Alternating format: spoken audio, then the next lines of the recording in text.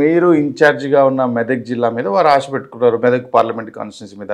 అందులో ఒకటి హరీష్ రావు సిద్దిపేటలో ఉన్నారని, గజ్వేల్ సొంత నియోజకవర్గం అని, పక్కన ఉన్న దుబ్బాకలో ఓట్లు వస్తాయని, ఇట్లా 4-5 నియోజకవర్గాల్లో చాలా అంటే ఎక్కువ ఒక్కొక్క నియోజకవర్గంలో 50,000, 60,000 లక్ష మెజారిటీ కూడా వస్తుంది. అందుకని మాకు మెదక్ గెలుస్తామనే కదా వాళ్ళు చెప్పేది. కేసీఆర్ని పోటీ చేయమనండి. కేసీఆర్ని గెలిచే పరిస్థితి ఉంటే ఆయన ఎందుకు పోటీ చేస్తలేడు? ఇప్పుడు కేసీఆర్ కుటుంబం నుంచి కానీ కేసీఆర్ నుంచి కానీ పోటీ చేయడానికి వాళ్ళు ఎంతమంది ఆడతాను. వేరే వానికి ఎట్ట ధైర్యం వస్తుంది? ఓటేస్తోనికి ఎట్ట ధైర్యం వస్తుంది? అందుకనే బీఆర్ఎస్ అనేది ఇంకా దాన్ని చరిత్ర మెల్లమెల్లగా ఇవాళ పార్లమెంట్ ఎన్నికలతో దాని పని అయిపోతుంది. బీఆర్ఎస్ క్యాండిడేట్ ఉండకూడదు, బీఆర్ఎస్ ముఖ్యమంత్రిని చూడకూడదు, అన్యోకనే ఆయన గెలిచే సవాల్ లేదు, గెలవకుండా ఉండాలంటే కాంగ్రెస్ పార్టీ దిక్కని ఎంకులాడుకొని కాంగ్రెస్ పార్టీని 10 ఏళ్ళు ఎక్కడనో ఉన్నటువంటి కాంగ్రెస్ పార్టీని ఎంకులాడుకొని లేపింది ప్రజానీకం. వాళ్ళు కూడా ఏదో ప్రయత్నం చేస్తున్నారు. నేను కేసీఆర్ బర్త్డేకి జాతిపిత అనే అడ్వర్టైజ్మెంట్ చేసుకునేది ప్రయత్నం చేసిరు కదా వాళ్ళు కూడా, మళ్ళీ పార్టీ ఉంది అని చెప్పుకునే ప్రయత్నం. ఇప్పుడు బూదులిసి అవుతుంది, మన తులసి అవుతుంది. బూదులిసిని కూడా తులసి చేయాలనుకుంటే అంత ఈజీ కాదు. సేమ్ తులసాకనే ఉంటుంది బూదులిసి. బూదులిసికును తులసికి తేడా ఉంటుంది ఆకుల, కానీ వాసనల తేడా ఉంటుంది, గుణముల తేడా ఉంటుంది. తులసాకుండే లక్షణముల తేడా ఉంటుంది, తులసికుండేటువంటి వాల్యూస్ వేరు. తులసిని ఆఖరి ప్రాణం పోయే ముందట కూడా తులసాకు తీర్థంతో ప్రాణం పోతుంది. బూదులిసి వాడరే. కేసీఆర్ బూదులిసి అంటారు. బూదులిసి చెట్టు ఒకప్పుడు తులసి చెట్టే, కానీ ఆ తులసి చెట్టు దాన్ని బూదులిసి చేసుకున్నాడు ఆయనే.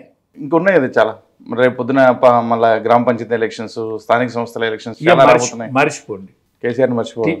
కేసీఆర్ని కానీ టీఆర్ఎస్ని కానీ అది బీఆర్ఎస్ కానీ ఇవ్వాలని మర్చిపోండి. మర్చిపోయే రోజు వచ్చింది. చరిత్ర ఎవరినైనా ఎత్తుకునే రోజు ఉంటుంది, తప్పకుండా ఎత్తుకునే రోజు ఉంటుంది, మర్చిపోయే రోజు కూడా ఉంటుంది. అంటే వాళ్ళ నడవడిక మీద ఈ మరుపులు ఉంటాయి, గెలుపులు ఉంటాయి. ఇవాళ ఒరిస్సా ముఖ్యమంత్రి ఉన్నాడు, ఆయన మర్చిపోతలేరే. అదే అట్లనే ఇప్పుడు నరేంద్ర మోదీ 2వ తర్వాత 3వసారి మళ్ళీ గెలుస్తారని దేశవ్యాప్తంగా కనిపిస్తుంది. ఎందుకు ఆ వాతావరణం ఎందుకు నిర్మాణమైంది? ఆయన ఎవరికన్నా బదిలాడిండా, ఈయనవతగా ఉపాయం చేసిండా, ఈయనవతగా ఏమన్నా చేసిండా? ఏం చేయలేదు కదా, అదనంగా ఏం చేయలేదు. ప్రజలకు మంచి చేసిండు తప్ప అదనంగా ఏం చేయలేదు కదా. ప్రపంచంలో ఇవాళ ఎక్కడనో అడుగున పోతుంది భారతదేశం అన్నదాన్ని అగ్రరాజ్యాల సరసన చేరేటువంటి ప్రయత్నం ఇది ప్రజలకు తెలుస్తుంది కదా. ఓకే, మీ పార్టీ ఆయననే నమ్ముకొని ఎలక్షన్స్కి పోతుంది అంతే. యంత్రాంగం ఆయనతో పాటు యంత్రాంగం, పార్టీ యంత్రాంగం, పార్టీ నాయకులు, మచ్చలేని మహానాయకులు ఎంతమంది లేరు? ఉత్తరప్రదేశ్ ముఖ్యమంత్రి లాంటి వాళ్ళు ఎంతమంది లేరు? వారి ప్రభావం తెలంగాణ ఎన్నికల్లో ఏముండదు కదా. ఏముంటుంది? ఆయన ప్రభావం ఇక్కడ ఉండదు కావచ్చు, కానీ పార్టీ ప్రభావం, పార్టీలో ఉన్న నాయకత్వ ప్రభావం, పార్టీకి ఉన్న లక్షణం ఉండదా? ఖచ్చితంగా ఉంటుంది కదా. మా అరమరికలు ఉంటాయి, మా తేడాలు ఉంటాయి, మాకు దెబ్బదాకా ఇది ఉంటుంది, మాకు పురుషార్థం ఉంటే దాంతో కూడా ఫలితం ఉంటుంది. వారిని నమ్ముకొని ముందుకు పోతున్నారా? తెలంగాణ రాష్ట్రంలో మొన్న అధికారం రాబోతుందనేటువంటి చర్చ నుంచి 8కే పరిమితం అయ్యారు కదా. ఒకటే, తెలంగాణలో జరిగిన ఎన్నికలు, అసెంబ్లీ ఎన్నికలల్లో మేము ప్రజలు అనుకున్న రీచ్ కాలేకపోయినాం.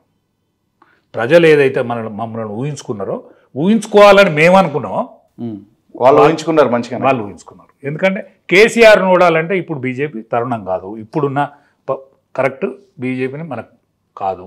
అందుకనే కాంగ్రెస్ పార్టీ ఇప్పుడు వాడుకోవాలి, కాంగ్రెస్ పార్టీని గెలిపిస్తేనే కేసీఆర్ ఓడిపోతాడనే దాంట్లో కేసీఆర్ మీద ఉండే దేశాన్నే కాంగ్రెస్ పార్టీ ఇష్టం ఉన్నా ఇష్టం లేకున్నా ఉన్నటువంటి విషయాన్ని వాళ్ళు తలుసుకొని కాంగ్రెస్ పార్టీ కొట్టేశారు. అంతే తప్ప అక్కడ కాంగ్రెస్ చరిష్మా ఏం లేదా? కాంగ్రెస్ క్యాండిడేట్ దొరకలే. MLA Congress party candidate MLA దొరకలే. కారణం ఏమైనా కావచ్చు, వాళ్ళ కారణాలు అనేకం ఉండొచ్చు.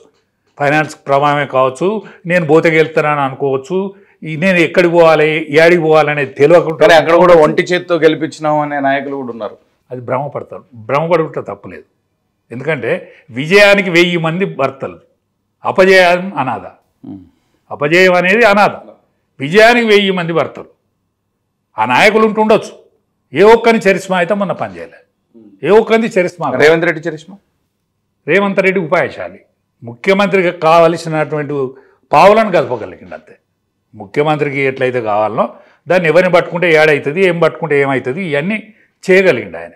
కానీ ఆయన చరిస్మా పనిచేస్తుందని కానీ లేకపోతే ఆయన గొంతు కానీ లేకపోతే వంతు కానీ ఏం లేదు దీంట్లో. ఆయన గొంతు లేదు, వంతు లేదు.